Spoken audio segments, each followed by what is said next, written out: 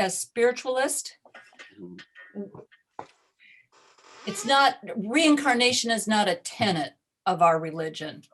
Okay. People, most of us believe in it, Mhm, but you're mhm. not ever going to find any place where that is written down that Okay. that is one of our tenets. Okay. Okay. All right. Jim, is that how you would answer that?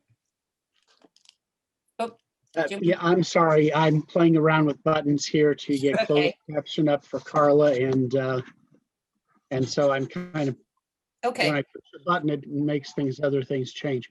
But I agree, it's not a tenet of our faith, but most of us believe in it. right.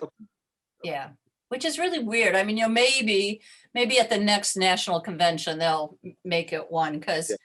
honest to goodness, we all kind of, believe it. Right. I Right. haven't met anyone who doesn't so far. Yeah.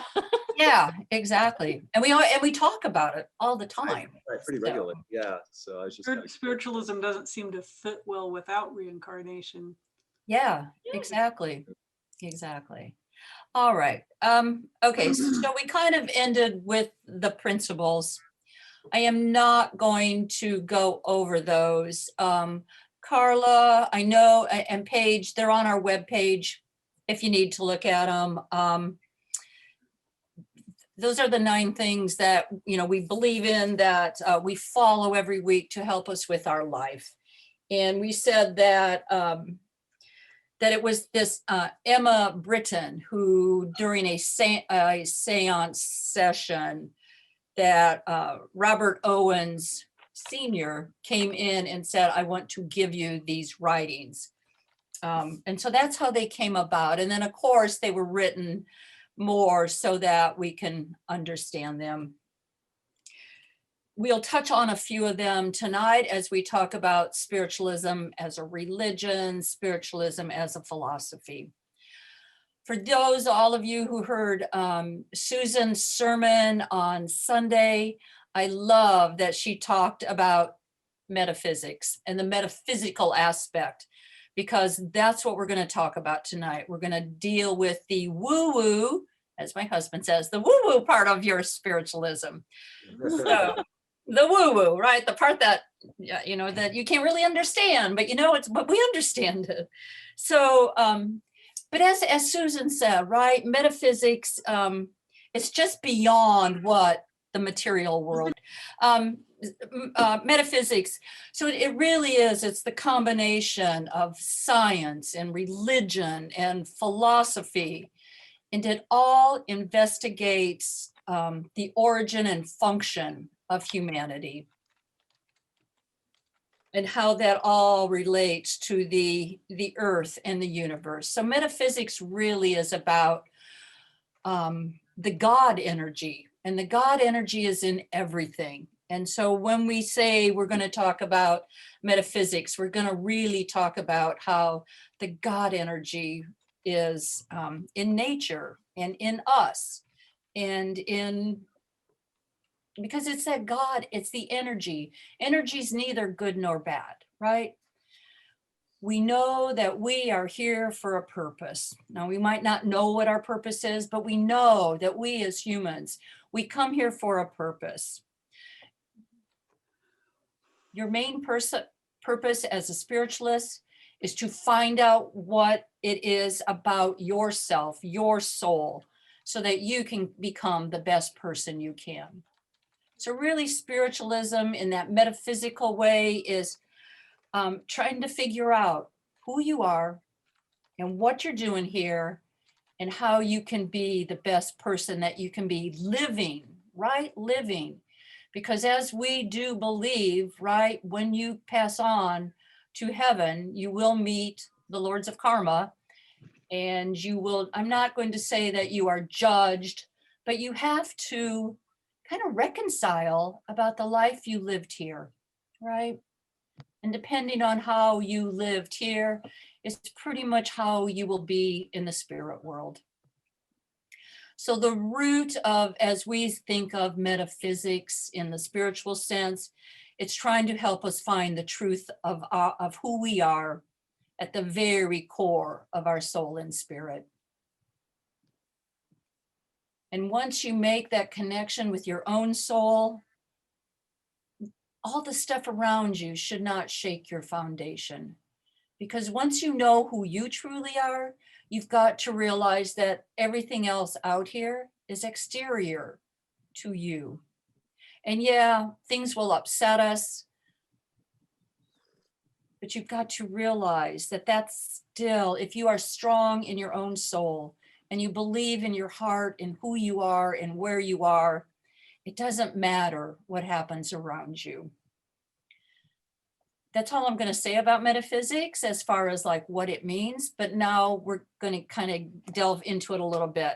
But first, remember last week when I gave the definition of spiritualism, I want to say that again, because we know that spiritualism is the science, the philosophy, and the religion of continuous life based on that demonstrated fact of communication by mediums with the so-called dead. Spiritualism, it's a science, a philosophy, a religion of the continuity of life based upon that demonstrative fact that we as mediums communicate with the so-called dead.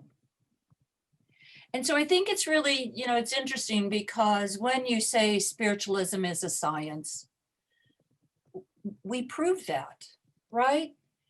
It used to be, right, there was the ectoplasm and people could actually see that, or when you see the trumpets moving around the room, or when you see the tables tipping and flying about, that is proven. So our religion, it's not based on, oh, I'm going to tell you about this saint that did this and you're going to believe me and don't challenge me. No, our religion is going to show you that there is communication with the so-called dead. That's the science part of our religion. And I think that is based on, again, it comes back to one of our principles, principle number 5. We affirm that communication with the so-called dead is a fact, scientifically proven by the phenomena of spiritualism. That right there is why our religion is a science. Through the ages, of course, there's been a lot of demonstration. There's been a lot of mediums being sit down. We're going to tie your feet. We're going to tie your arms. We want to make sure that you really are hearing those raps. We want to make sure that you really are speaking and it's not somebody in the back.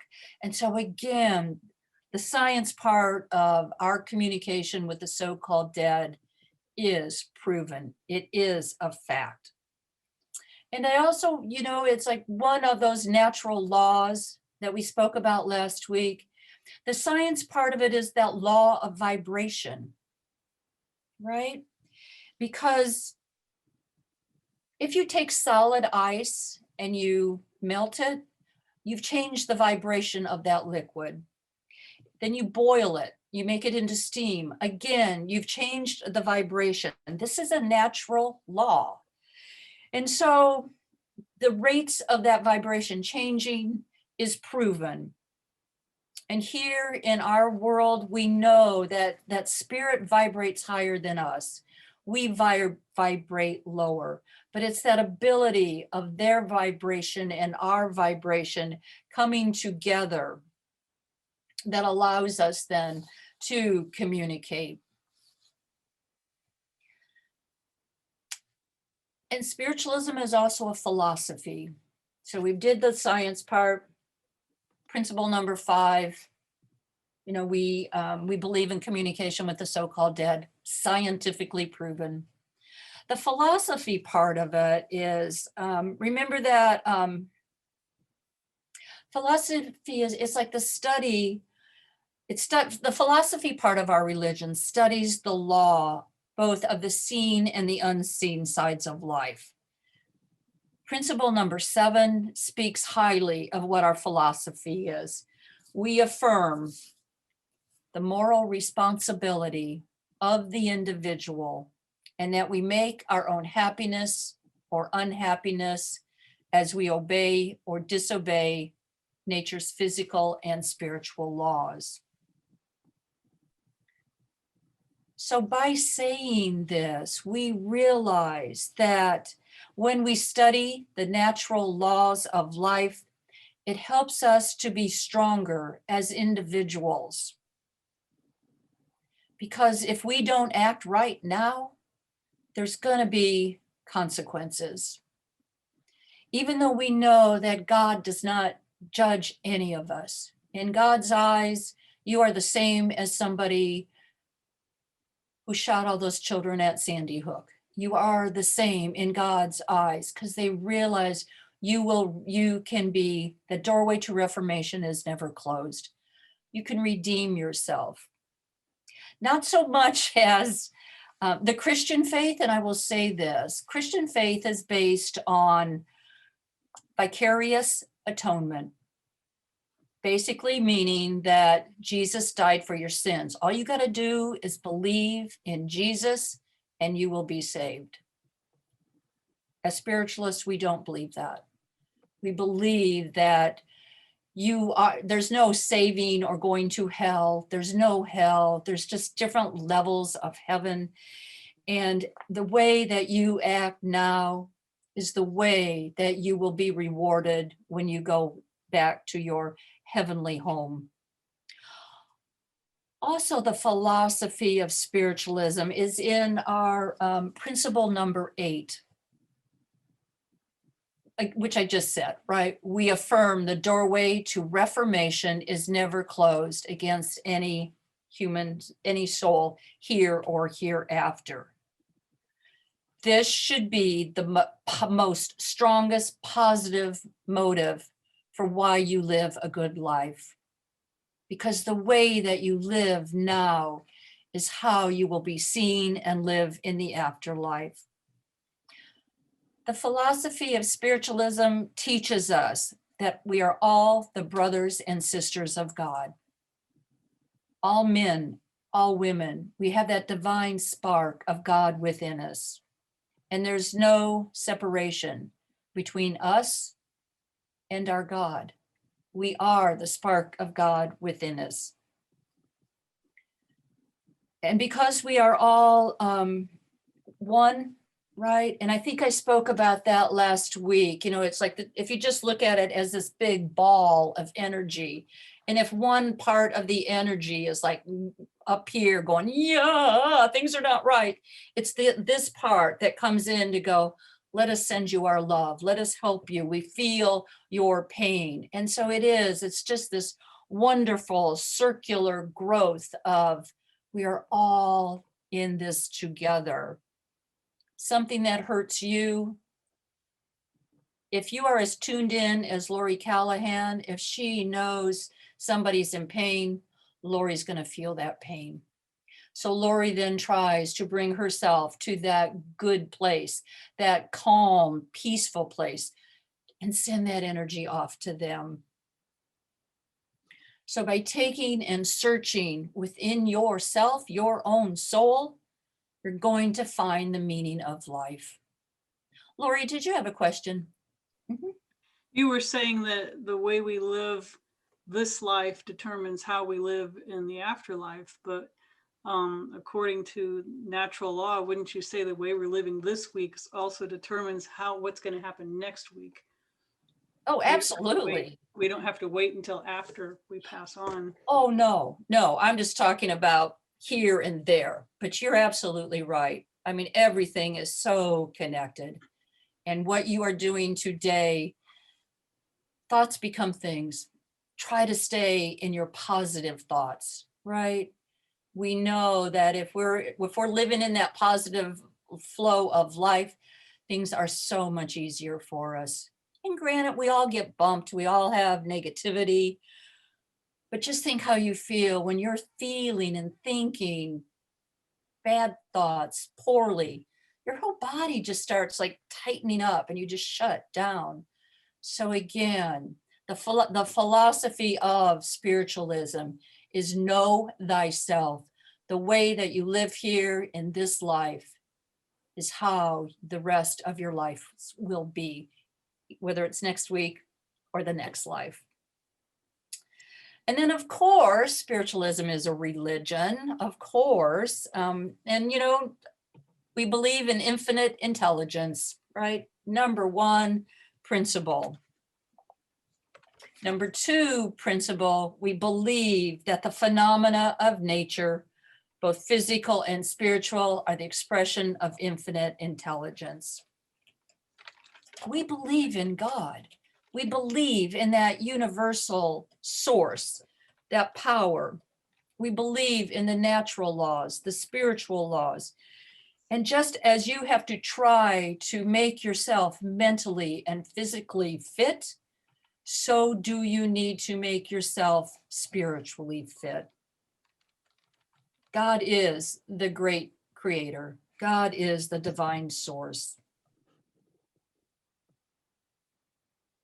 And God and man traveling together, part of God within us, creates the power of your thought and your spoken word. We do believe that God is the creator. And you know, I want to say this. I think we all believe in the same God, no matter what religion. There's one God. There's different ways you get to God, such as you have Muhammad, you've got Buddha, you've got Jesus, the Christed one. There are prophets, there are different roads, there are different paths you take, but in the end, we are all coming to the one God, the one source, the one creator. I love our principle, our declaration of principle. Probably our strongest natural law is number 6, right? The golden rule. The golden rule. It's got to be the highest form of worship and how we react with others. Do unto others as you would have them do unto you. If you live that every moment of your life, you are simply living a strong spiritual life. So it is that knowledge that spiritualism teaches, that there is life after what we call the change called death, and life is continuous, and that it's just what we make of ourselves now. So maybe it's more accurate to say that spiritualism is a comprehensive philosophy of life with religious aspects. Maybe that's better, because it really is about how you view yourself, the animals, the trees, the earth energy. It really is the philosophy of we're all in this together. Remember, we talked a little bit about Swedenborg last week, and we said he's the father of spiritualism. He's the first one that pretty much sat down and started to write his connections. Andrew Jackson Davis is the father of modern spiritualism. I want to make sure that I make that clear. But we really say that Swedenborg is the father of spiritualism. And what he says is all religion has reference to life, and the life of religions is to be good. Again, the golden rule.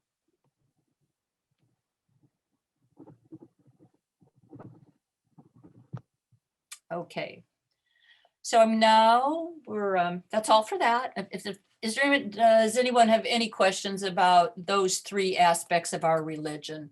Spiritualism, it's a science, it's a religion, and it is a philosophy. Good. So here we are, we got mediums, right? Part of, again, the woo-woo part of our religion is that we communicate with those in the spirit world. And we know there is physical mediumship and there's mental mediumship. And I'm just going to give you a few examples of both of those categories. Again, I think there is a separate class on, well, actually, it's part of what Tracy will be teaching next month when she does Spirit Guides and the laws and phases of mediumship. So these are some of the phases. So physical mediumship, right? I don't think we mentioned transfiguration. Transfiguration is when somebody pretty much just, they allow their face, their bodies to be transformed. You will sit and it's usually, again, in a red light. And you, as the person comes in to the medium, their face turns to the person they're bringing in. Transfiguration they usually don't speak, transfiguration is like, oh, here's a spirit. Okay, I'm going to hold him for 30 seconds. Shoo, he's gone. Oh, now here's another one. So it's just this constant stream of the changing of the face figures called transfiguration. Many years ago, and I think, I'm so sorry, I've forgotten this gentleman's name, and he's passed into spirit, but he was, we went to Ohio to visit him, and he did a night of transfiguration, and there was like, at one point his face was a panther. At another point, it was almost like he was an alien, right? I mean, you could just see the head was getting pointed and the eyes were coming. It was friggin' amazing. He was so good at it. And this was just years ago. So this is not something that the mediums used to do and they don't do anymore. We talked about trumpets, right? And trumpets is when somebody is, again, you're in the seance room and the trumpet, they lift, they levitate, they start floating around the room and you hear the spirit's voice coming through that trumpet. The trumpet kind of acts like a megaphone. Table tipping, we talked about that. Slate writing, you don't see this very much anymore. We did talk about, I talked about precipitation last week, right? Where the Bang sisters would sit and all of a sudden that there would just be pictures between the two of them. Or I talked about Hoyt Robinette and how he would have a basket with index cards and then all of a sudden here's, beautiful, beautiful pictures. But slate writing, they would take two pieces of slate, right? Just like kind of like the previous, before we had blackboards. You put a piece of chalk between the two slates. You tie the slates together. You set it down in your seance room. And at the end, you undo the slates and there will be names, pictures, words on the slates. Nobody has touched it other than spirit. And that is slate writing. Precipitation, again, the Bang sisters. Materialization is the apports, right? Things falling from heaven, petals, rocks, stones. It's the apports that come in. Phosphorescence, right? A lot of you would do that. This is orbs. When you see orbs, when you see auras, when you see lights, it's called phosphorescence. Levitation, we mentioned D.D. Holmes back in the 1800s, levitating, coming out one floor, the window, going up to the next level and coming back in. One that, boy, we tried this once, scotographs, S-K-O-T-O graphs, G-R-A-P-H. When we used to buy film, right, and it would be in that little roll, they would take the film, unroll it, not developed, right, lay it on your chest, sit in seance, and honest to God, there would be pictures on that film. You don't have to go and develop it. It would just be, spirit would transform that film just by laying it down the front of your body. And then the last one I'm going to mention in physical mediumship is spiritual healing. there's two types of healing. There's spiritual healing and there's mental healing. And so mental we'll get to in a minute, but spiritual healing is actually the laying on of hands. Lori is a great, I don't know, Lori, if you lay on hands, especially since it's COVID, but I know you do great mental healing, which is the power of prayer, sending spirit through your thoughts to somebody to heal them. So, so we've got spiritual healing, and then you've got under the category of mental mediumship, you have that mental healing, power of prayer, and then again, the being able to send your guides, your teachers over like to another city to heal somebody. It's kind of what Edgar Casey did, right? When we spoke about him last week, it was the power of his mind that he could sense what was wrong with somebody and help them heal. The first category is, of course, in mental mediumship is the clairvoyance, right? The clairaudience is all those clairs. That's just your mind. We have inspirational writing, which Terry seems to be doing a lot of right now, where you just start writing and spirit kind of just is telling you what to write down. Psychometry. I don't see psychometry too much, but not in the sense of what true psychometry is. And that is like billets, right? Where you would write your name on a piece of paper, fold it, it goes in the basket, the medium picks up. They should not look at that billet, right? This is true billet reading, true psychometry. You just like hold it, and then you know you're bringing somebody in for whoever name is on that billet. The other thing with psychometry, which I think is used a lot when you hear mediums who work for law enforcement, you have a piece of clothing. You have, something, a watch, something that belonged to somebody's that's missing. They hold that in their hand and they get images of where the person might be, what has happened to their loved one. It's called psychometry. Tony Stockwell currently is a medium out of Arthur Finley, and he used to do this all the time. He would help the police find where the missing person is. What happened is that the people who were still out on the loose, who had caused the murder, found out where Tony was. And then so there became threats to his house and his family. So he only works on cold cases now, but he's phenomenon at it. He's very good at psychometry. So we've got healing, right, which we talked about, and then you've got trance. So those are some of the mental mediumship, and then as compared to the physical mediumship. I only just want to touch on those because Tracy will be going into that in depth next month. But so those are just part of all of the work that we do. I got to say, I think the people that do spiritual healing, I think they're the ones that have the most inherent powers, and I think they are the ones that impact us the most. Because if you are healed by a spiritual healer,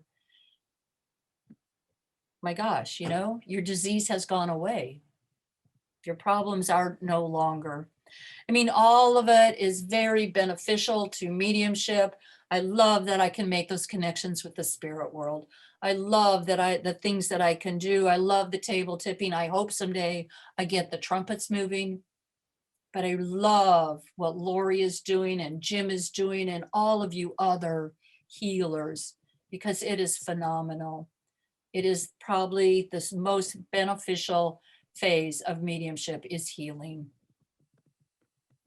So as we said, spiritualism, it's that phenomena. It's that philosophy. It's the true wisdom religion. talking about Father, Mother God, the brotherhood of humanity, all of us being here together and how each one of us affects the other one. Spiritualism talks about the importance of worship and the beauty and the power of prayer. So now we're going to move into another woo-woo part, and I want to talk about angels and the other orders of spirits that are out there. So again, this is part of what you're going to hear if you go to Tracy's class next month. But as spiritualists, we have 5 guides that are in our inner band. They do not change. They are with you from when you are born. You have probably had a past life with them. They have attained a higher level of vibration, a higher level of energy. They do not come back to incarnate into a body, but they come back to help you. Those 5 guides that are in that inner band are your, what we call our joy guide. Some people call him the gatekeeper. And the reason they call it a joy guide is because a lot of times they come to us youthful because they don't want to scare us. We're just starting to get into this work. And so they come. And if you've ever sat in a seance with Reverend Mike, his joy guide name is Robbie. He's about 12 years old and he talks like this. And my kid goes into this really high squeaky voice of a 12-year-old little boy. It's just wonderful. So you've got that joy guide, and most of us work with our joy guides when we're doing message work from the platform. You have a protector. Your protector is with you, protecting you, right?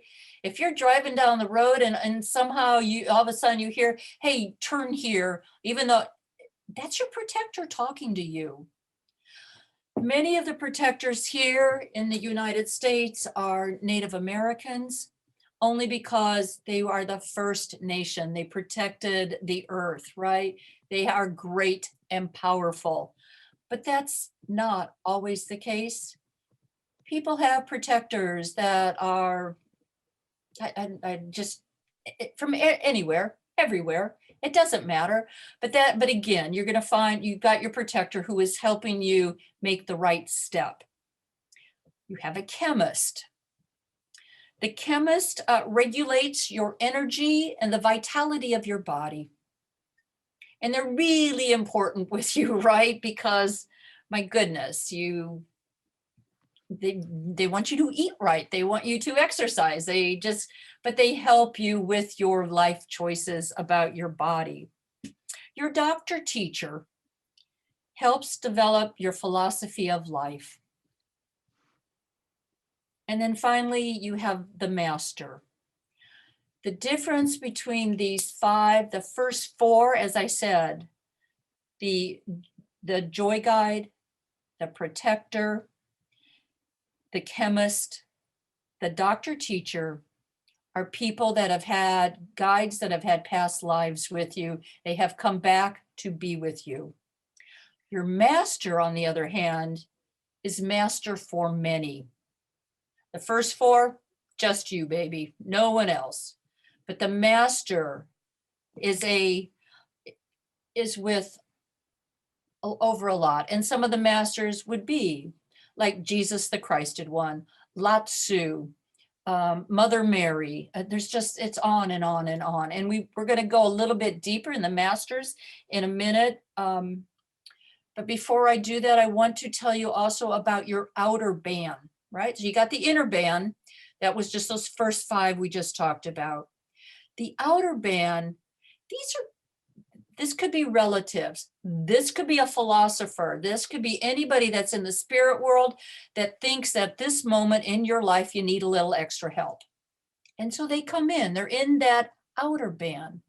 They don't stay with you for your entire life. They just really come in at that moment where you are needing their kind of help. Again, it could be your grandmother, it could be your father, but it also might be Albert Einstein. I mean, it could just be somebody who's trying to help you deal with the situation you have right now. And that's all, again, that's all I will say about your outer band. Because they just, again, they just float in and out. Okay, now I want to go back to the Ascended Masters, and I want to talk a little bit about the Ascended Masters. The Ascended Masters are beings that have had a lot of incarnations, and through this, they have become more and more advanced. They are on a path of pure perfection. That's why they are the Ascended Masters, and they come to work with us. They're extremely generous. They want to move the human race along. They're known sometimes as our brothers, but the word really is, they are our Ascended Masters. One of the first people to write about the Ascended Masters was Madame Blavatsky, Blavatsky. She was Ukrainian, and she lived from 1831 to 1891. She was a philosopher, but she started writing about the Ascended Masters in about the 1870s. In her book, The Secret Doctrine, she actually went to India to study with the monks, and she co-founded, when she came back, the Theosophical Society. And let me spell theosophical for you. That is Theosophical.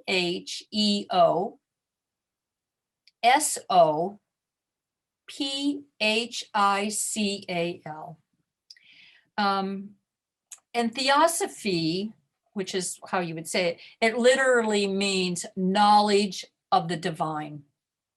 And she channeled with the monks these Ascended Masters, and she came back and knew that she had to share this knowledge. So this is some of the first time we see and hear the writings about, Ascended Masters. And I think basically what theosophy, right, meaning the knowledge of the divine, I think it really comes down to compassion is the law of laws. She wrote it that way. What we now say is the golden rule, right? She explained again, she just kind of said, brotherhoods, it's not a mere idea, but it's a fact found in nature and in the spiritual plane that we all have got to get along. And so it was her writing that brought us this word of Ascended Masters and helped us to guide us and to help us to get through this whole life we're living. I will give you don't need, this is a lot, this is knowledge that I just want to share with you. You don't have to worry about it being on the test, so don't get too yammy. But I want to talk a little bit about some of the Ascended Masters. I know that at times we've had a course called the Ascended Masters, and it's like crazy how many masters there are. But a few of them I do want to just kind of mention. One is Ariel, and she is she's like the feminine archangel. There's Brahma, right? Brahma is the Hindu trinity of Brahman, Vishnu, and Shiva. You've got Confucius, Ganesh, Lao-Tzu, Mother Mary, Jesus, Kali, who is our earth goddess, Saint Germain, Krishna, Kuan Yin. It just goes. There's tons of archangels. Now, here's something that's really going to blow your mind. Candy, Yeah. question here, clarification. Yeah. You started off talking about ascended masters and somehow angels, and I got confused here. Which group is which? I'm only talking about ascended masters. I don't, well, I guess, well, they're ascended masters. I didn't really talk about angels. I mean, we have our angels. We also, You mentioned Ariel is one. I did, not Uriel, but Ariel. She's the feminine. Oh, well, you know what? She's like a feminine archangel. So let's take her out of that mix. Okay. She is not an ascended master. I'm sorry, you guys. I'll put her down there. We're going to talk about the archangels in a minute. And she is not one. You're right. Thank you, Jim. Thank you. Okay. I want to talk about the 7 rays. Now, again, this is not on the test. This is just something of this metaphysical part of spiritualism, right? So there are 7 rays of incarnation. When you come in, you are going to come into your body will incarnate on one of the rays. It's based on your astrological chart. And that ray that you come in on is your soul ray. There are 7 rays of God and of life. And so they're called the 7 solar rays. And they represent the energy of God. It's radiating light. So you've got these 7 rays, there's colors associated with them. And it's the pure light of God that is refracted as if you're looking through a prism to get the 7 colors.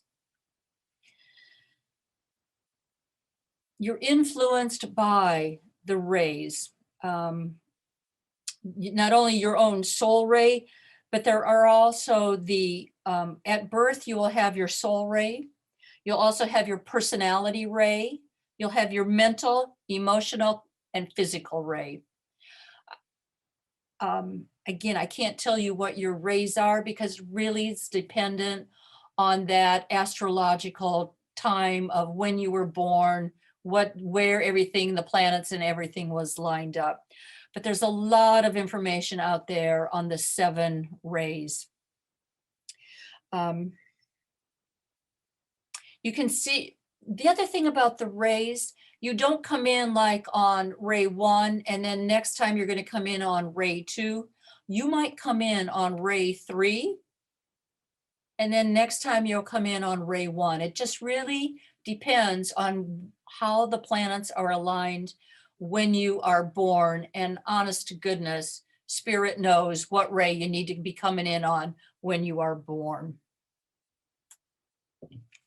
So each of the 7 rays has ascended masters connected to them. So the first ray is blue and red, and it manifests willpower. You can kind of try to figure out which one of these you are, but ray number 1 is willpower. You got to get things done.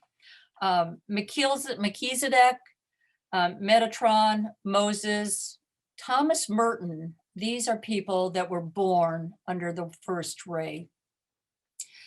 Again, this is just stuff for your knowledge. The second ray is yellow, and it manifests wisdom and divine love.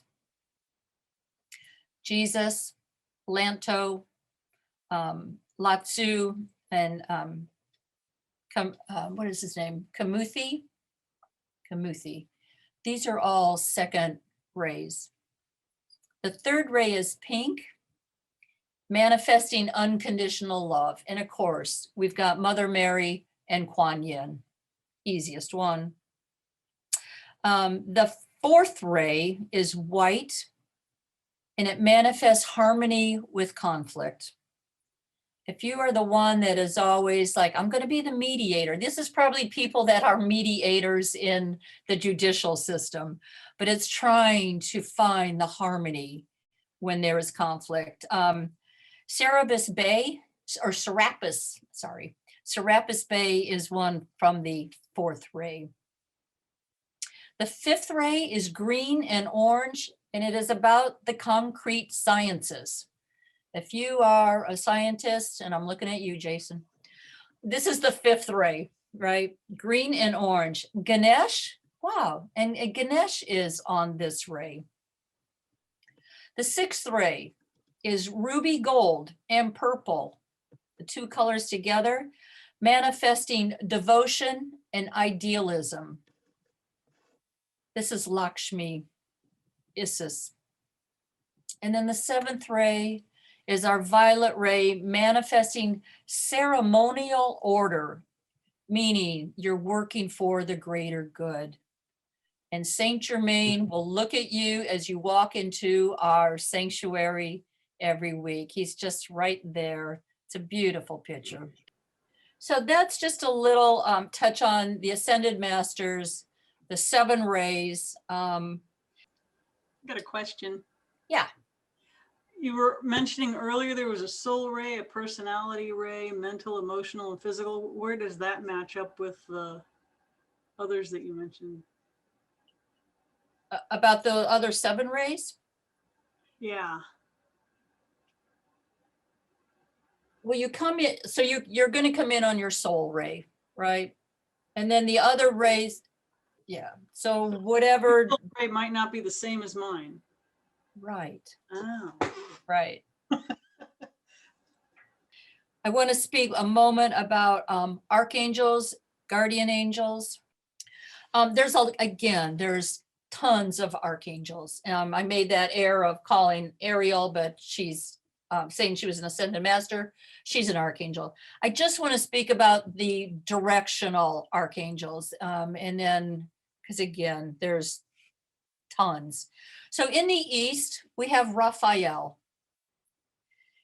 It's the element of air, the color green, and new beginnings and healing. And whenever you're going to do a ritual, you will call in the archangels to be in your sphere. So East is Raphael. South is Michael, the element of fire and the color red. The West is Gabriel, the element of water and the color blue. And in the North, we have Uriel, Uriel, element of earth.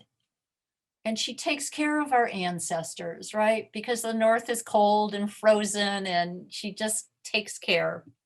So those are the four major archangels. Can we We go know- back, please, Candy? Yes, I'll say those again, yes. Because for the north, you didn't give the color. Michael, the South is red. Yeah, the north, you had Uriel, earth, and ancestors, but no color for north. Oh, she's brown. I'm sorry, earth energy brown. Uh-huh. Yeah. And then like you gave East, Raphael, air, green, and new beginnings. On the South and the West, you didn't give what would be like the new beginnings. Okay, South, the element fire, red. Michael is protection, right? Okay. And then blue, Gabrielle, West is our emotions. All righty. Very good. Thank you. You're welcome. So the elementals are the little creatures that are out and about in the earth. You've got the gnomes, you've got the fairies, you've got the nymphs. You also have the mermaids. They're considered one of the elementals. Again, I only want to just share this part of metaphysics with you. It's really, you could do a class on all of these things. So that is not what the point of this class is. It's just kind of like to touch on all of it. So I guess, what we're saying is that spiritualism, it really is about our unfoldment. It's about how we develop how we become whole in our minds, our body, and our soul. You have these archangels that are with you. You have your guides that are with you. And then there's always that beautiful ascended master, whoever may be working with you. And I say to you, if you don't know who your guides are, meditate, ask, right? Who are you? Work with me. Just ask who they are. And names are not important. That's what Reverend Mike used to always tell us. When you're trying to figure out who your guides are, they don't care. They don't care what you call them. And I know I went through, Penny is my joy guide now. I went through her name, like first she was Evelyn, and then she was Joy. And it was just like, what the? And then I don't know, I just all of a sudden, after probably a year, it was like, my name is Penny. And I had her looking differently. Of course, she looked like, Glinda the Good Witch out of the Wizard of Oz. Of course, that's what she looked like, right? I don't know. And then one night, honest to God, I was dreaming and I was at a train station and I heard somebody say, "Oh, it's Penny." There was this little girl, asymmetrical hair, right, black, in a little Catholic school outfit, carrying her bag. And it's like, oh, that's what my Penny looks like. So again, make that spiritual heart-to-heart connection with your guides. Don't worry about their name. It will come to you. As I said, as Reverend Mike always says, you can call them anything you want. They don't care. They are there working with you already.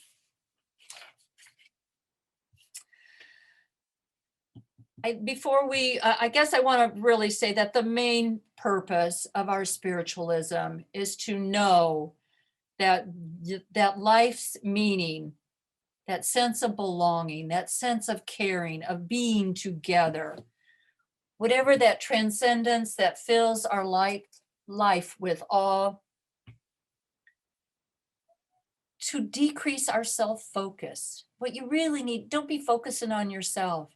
Be focusing on the big picture. Be engaged with everyone else. Be generous. Be helpful. Live a rich life by how you act with others. Spiritualism is not about death, even though I know we love to talk to the dead. It's really about the life you're living now. It really, truly is, because it's how we treat humanity, how we treat each other, that makes sense of this side of life. I have a Jason? question. Yeah. So just with regards to kind of angels, would one say, or could one say, that angels were started out as ignorant spirits and progressed throughout time and have attained this? Or I've heard people say that angels were never incarnate, that conception of that. What are your thoughts there? I just thought that. I mean, what on angels and incarnation? I got to think that angels have walked this earth plane at some point, Yeah, right? yeah. But they've gone a long way up. I mean, Yeah, I mean, I Right. guess my perception is that they would have, there's other planets that have been around for billions of years besides Earth, right? Some stars have been around since the beginning of the universe. Our stars and 5 billion stars. So I guess part of me feels like, well, if it wasn't here, it was probably maybe a planet that could have happened. I know it's kind of getting pretty out there, but that it would need, that at a planet older in history and time, they could have gone through some incarnation before the Earth was even ready. I guess that's the way I perceive of it. But I've heard people say that they don't, but that doesn't make sense to me, because in the spirit book, it's like, it seems to me that God wouldn't create something that already had all the knowledge, because it would not have context. It wouldn't have kind of earned it, if you will. I don't know. I just seemed I picked up on that understanding. I didn't know. Mhm. Yeah. Jim? Are we limiting God then to making only those things that couldn't have all the knowledge? I would think that regardless, God would be one step ahead of everything else that ever existed, even if they were super evolved. There's always that one step ahead, you know? My understanding of angels are they're not physical beings, but they have taken on body physical appearance at times, and people didn't realize they were angels until they were gone. Mm. Now, a lot of modern Christianity is regretfully putting down the belief in angels.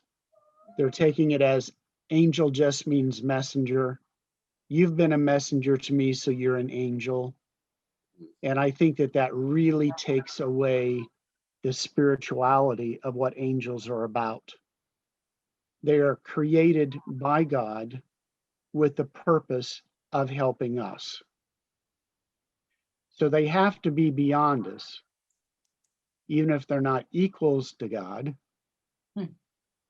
but they have to be beyond us in order to be able to manifest in a physical way and yet live in that spiritual existence and give us help as healing messengers, guides, teachers. So there's something really special about the angels. Now, I know you were in my class, I think, when I said something about angels, and we have this list that people have of seraphim and cherubim and archangels and all these. And I recall the School of Theology saying that that list came from St. Augustine of Hippo in Northern Africa. But his source was an Italian drunk. So how reliable is that list? Okay. But I definitely believe in angels that as being more than messengers. Yeah.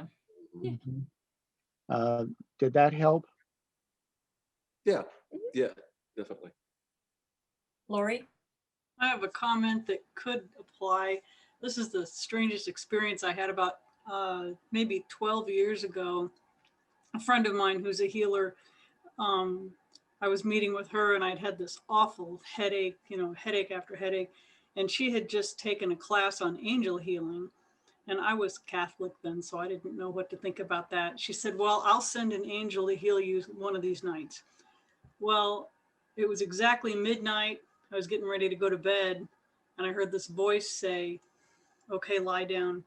You're going to want to get comfortable because in about 10 seconds, I was going to be totally comatose. Well, I saw what looked like it was solid. It was dark in the room, but whatever was there looked solid. And I'm like, oh, hey, I can feel you. I know who you are. I could feel this immense compassion and power and healing. So I'm just saying, I'm going to do whatever you want me to do. So I just lie down. Well, about 5 minutes later, Tim came in the room and I was out. He told me the next morning, he said, what happened to you last night? I mean, you walked in here 5 minutes before I did. I come in and you're like dead to the world. So I told him what happened. And the next morning, my headache was gone. So I called my friend and I said, did you send your angel in right at midnight last night? And she said, yeah. And I said, who was that? And I think at the time, I didn't understand what that was. I think she said it was Gabrielle. And she said, well, it's good to know it works.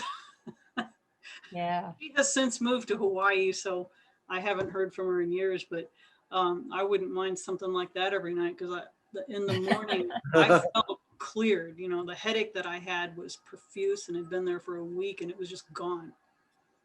So I wish I could have gotten a little more information at the time, but I had like probably 15 seconds to have a little chat and then I'm like, Boom. He was working. He was working. Yeah. He had what to do. That's crazy.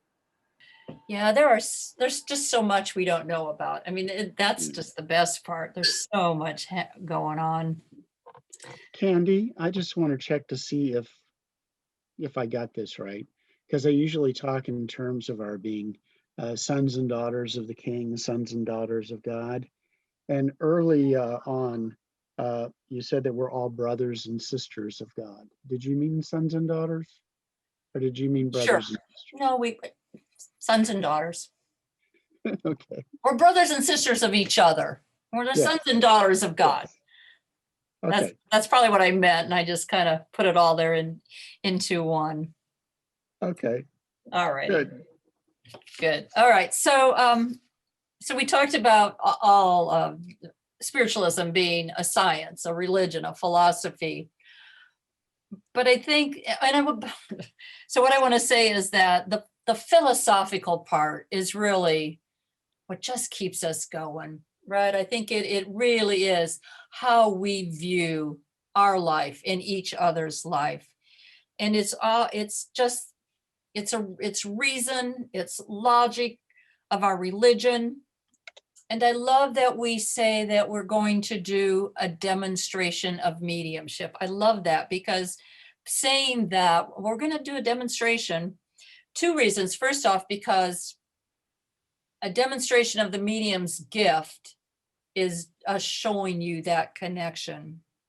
But it's also a demonstration of that philosophical claim of spiritualism that matter and mind are independent, that the body ceases and yet the soul moves on. So it's just because our soul is moving on, we've got to really try to live a good life now. We know that everyone has a soul. Everyone. Our cats, our dogs, the trees, everything. It has a soul. But your point right now is try to figure out what is the nature of your soul. What is it that you need? What is it that you lack? What is it that you have that you can share with so many? Because once you look inward at your journey right now, you're going to find the true meaning of life. You really are. I don't know if any of you have ever done past lives, Akashic records, right? I know Martha Graves, who played the keyboards last week for us. I know that she does past lives. There are others. Oh, I can't think, who was there? Keela, I can't think of her name. But it's amazing. And I don't know how. I've never really sat with Martha and said, so what are you tapping into my soul? Is that how you find my past lives? Mike Malott describes the Akashic records, and he's quite good at it too, about like you go into a room and there's just like rows and rows of filing cabinets, and they go to, row E, filing cabinet number 4, pull it open. Oh, here's Candy Kendall, and here's all of her past lives. And if you have that ability, they just tap into all those lives you've had. I've never seen anyone offer a class on Akashic records, like how do you do it, right? And I don't know who's even doing it anymore. But that's really where all of our soul energy is. It's in the Akashic records, or it's in your soul, but it's really hard for us to figure out, geez, what was I doing 200 years ago? But I can guarantee you 200 years ago, you were with one of those guides that is with you now, because they have stayed with you to follow you, to help you. So the philosophy of our religion, I think, is just, it's monumental. It's easy to see the scientific part. If I bring in your grandmother and I give you her name and I tell you how she died and I tell about her personality, I mean, that's the evidence of the science of our religion. We can prove the continuity of life. And it's a religion, it's a mystical experience. Spirituality is a mystical experience of when the medium and the congregation or the audience or whoever you are doing your demonstration with, when it all comes together, you can just feel the power of the spirit world. Again, I just I know I keep emphasizing this, but I got to say that the art of living it's the greatest of all the arts. And you have the potential to master it. And to do by leading the richest, fullest, most giving, compassionate life you can. That alone is the message, I think, of spiritualism, is find out the meaning of your life right now, live it to its fullest, and take that wherever you go, because that's what our religion embodies, that we are all the sons and daughters of the King.